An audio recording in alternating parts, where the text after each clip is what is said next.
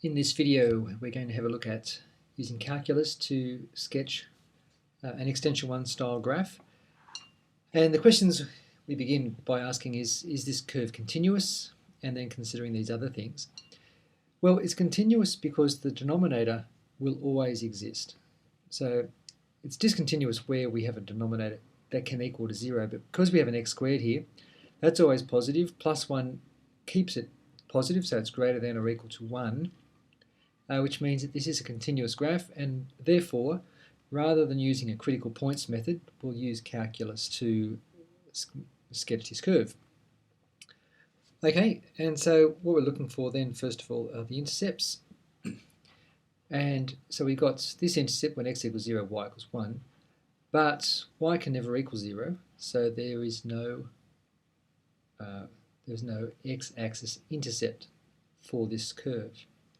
Think about the asymptotes. Well, there's no vertical asymptotes because, again, there's no x value which does not exist. Consider the horizontal asymptotes, and here's the equation divided by the highest power of x, which is x squared. 1 over x, as we take the limit to infinity, is 0, and so we're left with 1. So there is a horizontal asymptote at y equals 1. Okay, and we start building our sketch. So we have an asymptote at 1. We also have a point of intersection on the y-axis of 0, 1. So what that means is this will be cut at this point, but the asymptote will effect as we approach infinity. So I suggest you just keep building the pieces of your graph excuse me, as you go and as you collect information. Okay, so let's whack this thing with some calculus. Remember, this is a product rule, a quotient rule, and I'll let you read through all this. This is nothing new. We have stationary points at 1, -1, and the coordinates for 1 is 3, 2 over 2 and -1.5. Testing, I'm not going to use a second derivative in this case. It's just a little bit more complex than I need to worry about in terms of differentiation with the quotient rule.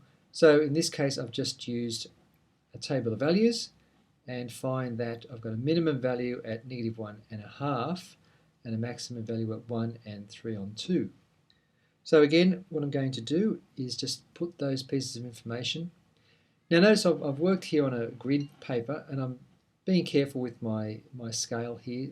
If that's 1, I've got 1, 2, 3, 4 units up, so I'm only 2 units up for a half. Again, so just being careful.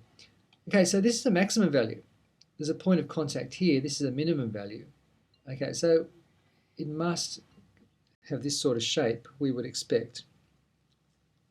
What's happening with the asymptote? Well, as x approaches 0, beg your pardon, as x approaches infinity, well, infinity over infinity squared is effectively 0. So as we move out towards infinity, we're going back towards 1.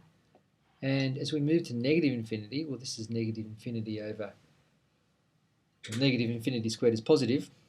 So again, that is limited to 0. And we have another asymptote. Well, we knew the asymptote's 1, but as we approach infinity, that's what's happening. So our curve finally looks like this. There's our point of intersection. There's our maximum and minimum points. And what we've identified is that the maximum, after the maximum, it obviously falls down, but it doesn't fall down forever. It actually levels out to an asymptote as it approaches 1, and the same can be said here. Okay, we're not asked in this case to consider points of inflection, and you may or may not be, but probably not in this style of graph. We're looking for the interpretation of the use of asymptote and finding the maximum and minimum, and understanding it's a continuous graph, and the calculus method is the best way to build this graph. Okay, so there's the method for extension 1 style questions using calculus.